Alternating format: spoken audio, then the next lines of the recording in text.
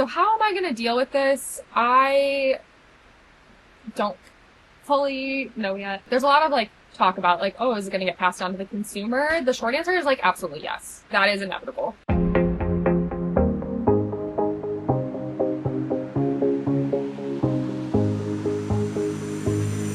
Basically, all I've been thinking about for the past 48 hours are the new tariffs that are being put on imported goods coming into the US. There's also been in the past couple of months new tariffs on goods leaving the US, going to Canada and Mexico, and that has caused problems for my business too. And it's just been one thing after another for the past couple of months that has really thrown a wrench in all of the plans I've been making for my business. And because I own a small business, it is really, really crushing, and I'm getting pretty worried about it. So we went to a bunch of trade shows in January and February and met a lot of new clients there. But unfortunately, since we came back from those shows, we've had somewhere between $10,000 and $15,000 worth of orders canceled because they're being sent to Canada, and those customers don't want to pay the tariffs that have been put in place since we took their orders at the show. So that's really a huge bummer because obviously we're losing sales. But not only that, a lot of my products are imported, and I have spent the last year basically trying to revamp and redo all of my products, and that has been basically almost a huge waste. For context, my products are made in Korea, China, India, and there's some made in the US. The problem with making things in the US, because that's kind of everybody's first reaction, like you should just manufacture in the US. Well, there are many products that just aren't made in the US. There are 0 businesses in the US that make Kindle cases.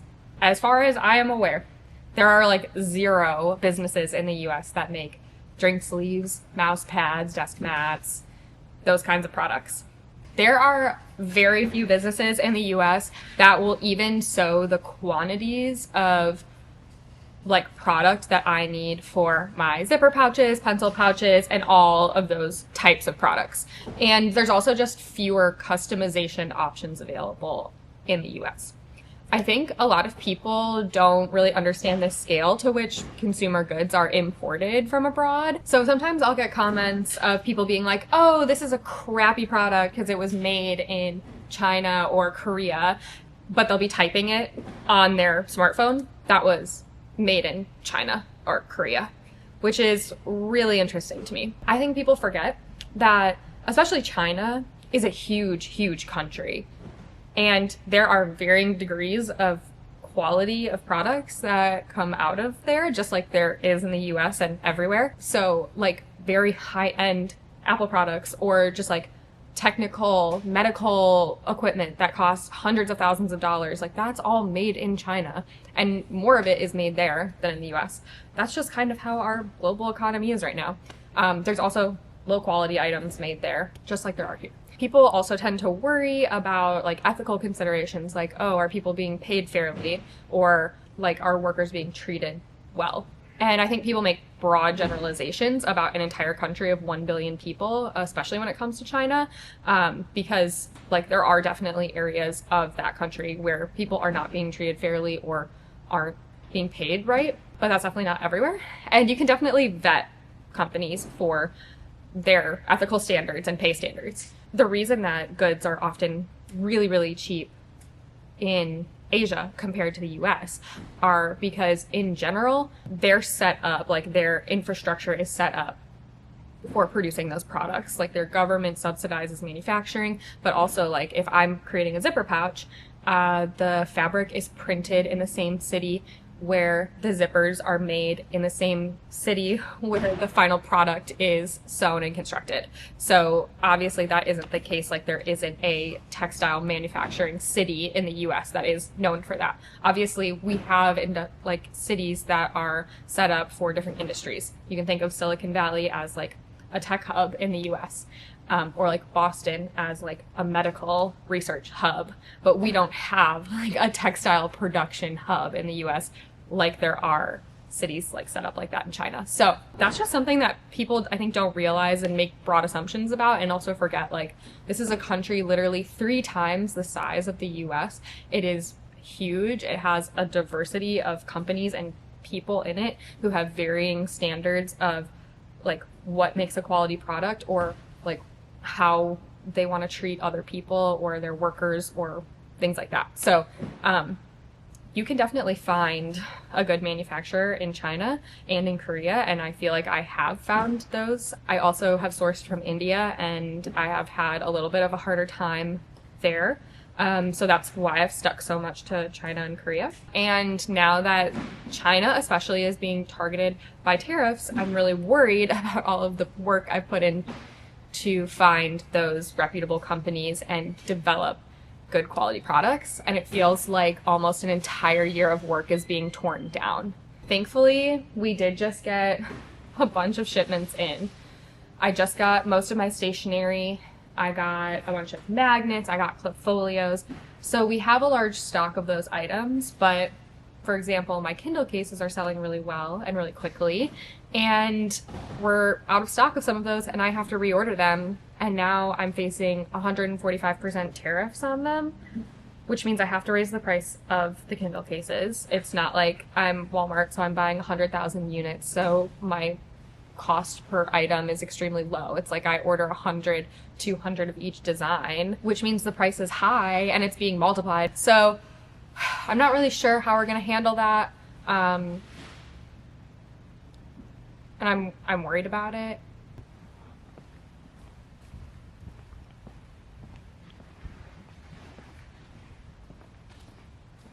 So something else that I've definitely been thinking a lot about is the fact that I've spent the past several months trying to perfect my fabric pouches, and these are made in China, and they used to be made in India, and I just switched that over.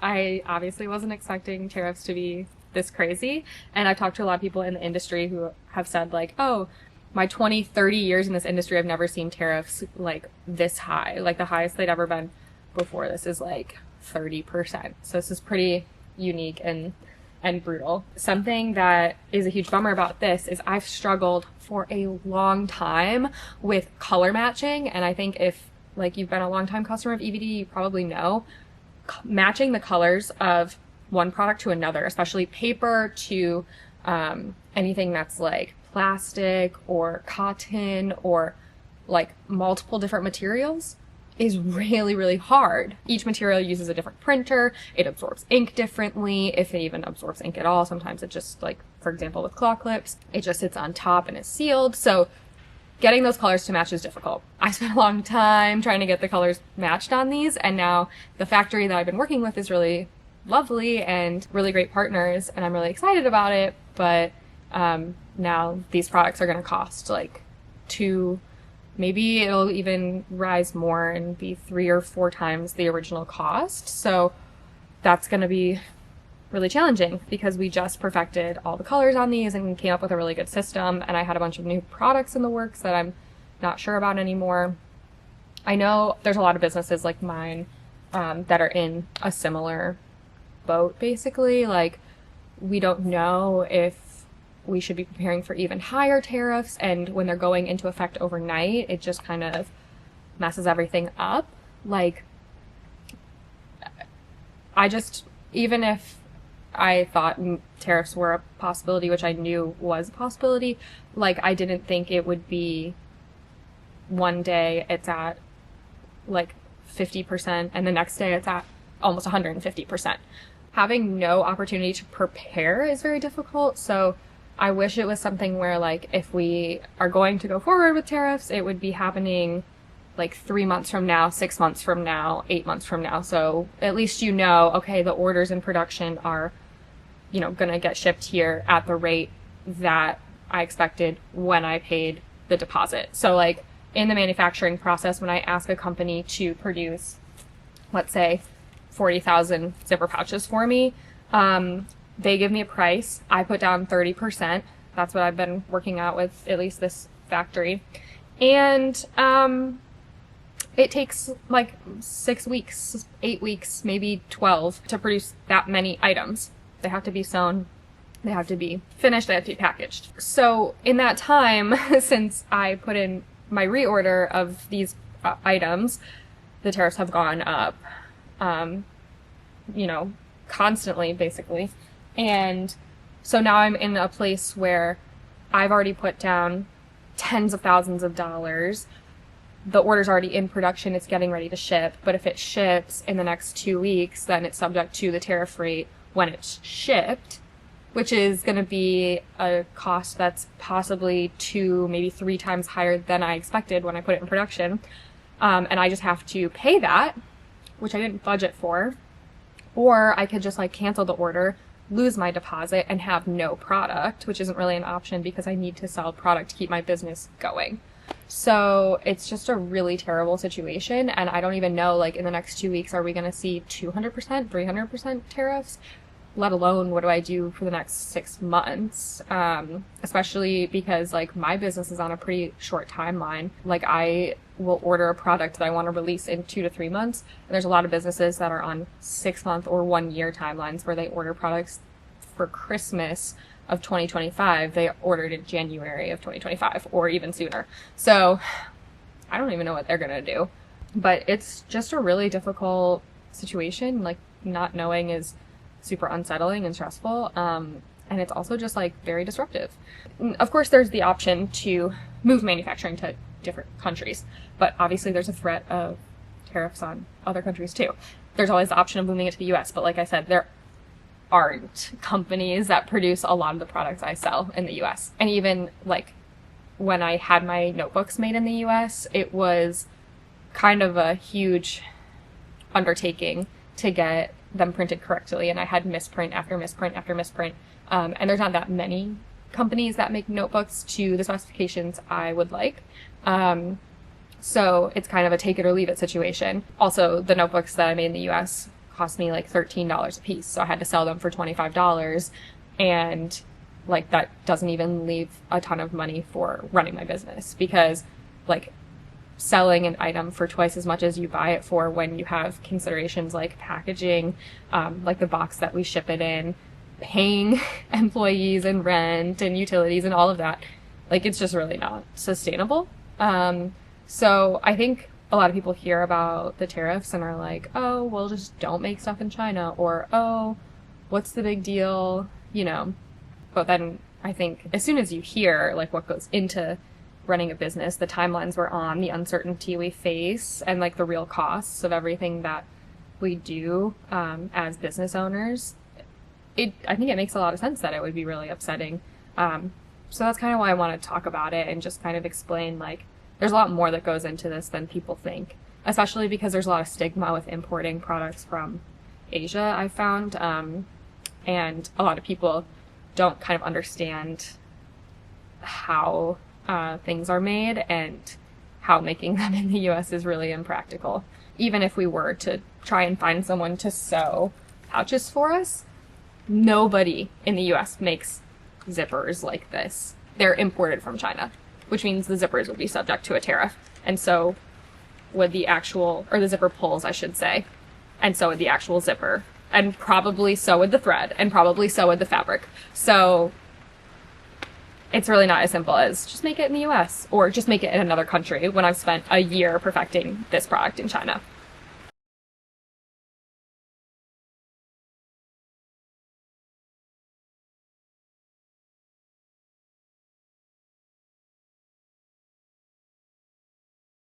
So even if I wanted to try to move all of my production again, even though I just finished that lengthy and emotionally challenging process, the timeline is really, really difficult. Like, we're going to sell out of everything in this warehouse before I would be done with that transition. So I don't really know what we would do in the interim. Obviously, I would still have ongoing expenses that I need to pay. So that is an impracticality in that way. But the timeline basically is when I decided I wanted to redo all of my pouches and my stationery and stuff like that.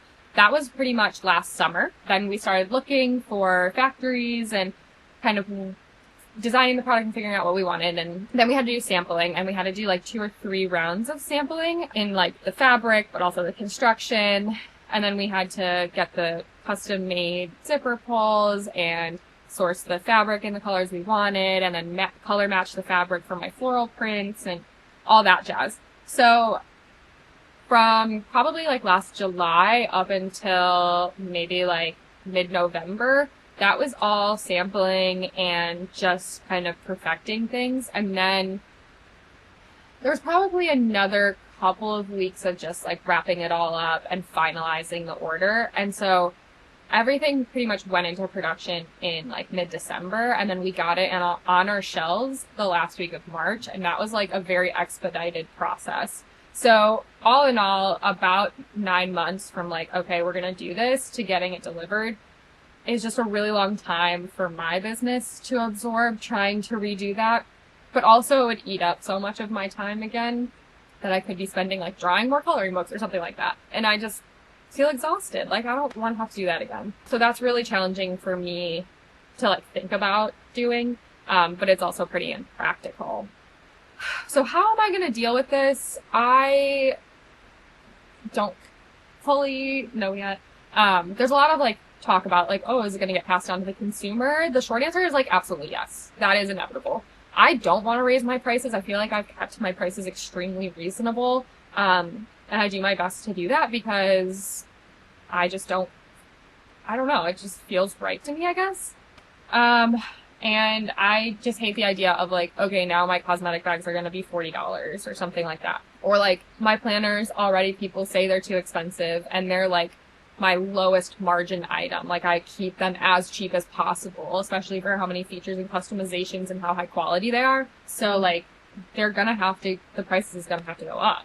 I like could not run my business with the tariffs that are in place on China, but also on Korea and the other countries I source items from.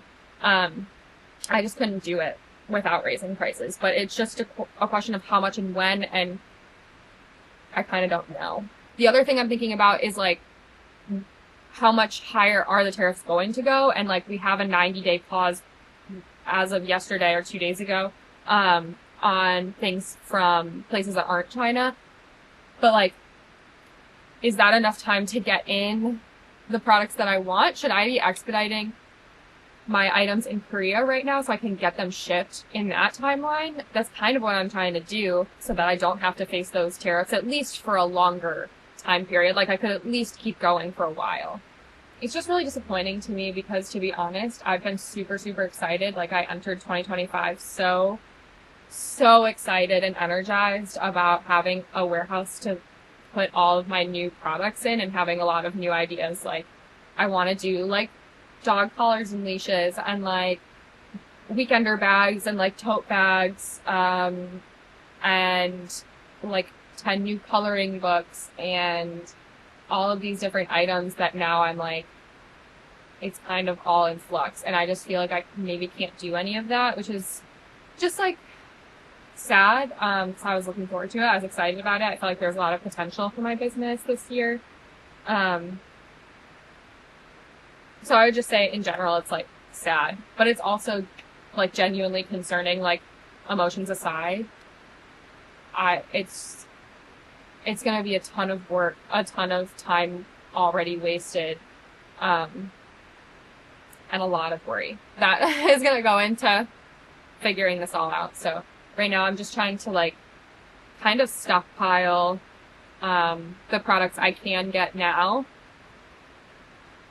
because I think things are only going to get worse, and also see if I can get products from Korea as soon as possible to be in that like 90-day window, which honestly could also change at any second. Yeah. In all, like, I feel like, just my opinion, I don't see why this is happening or why it's necessary. But even if we needed to put tariffs on things, we definitely could have targeted particular industries that like could have specifically come back to the US. Like, there's no one who's going to be sewing cosmetic bags in the US en masse. That's just not going to happen, especially when all the components will have to come from overseas anyway. So like, target the industries that like are actually possible to bring back to the US? But also, could we have just done this on a longer timeline? Like, I think everybody would have been a little bit happier with that. Everyone who runs a business or is part of a product-based business, because having things change overnight is so untenable. It's just such a bad time to be a product-based business owner, and to put it succinctly, I'm sad.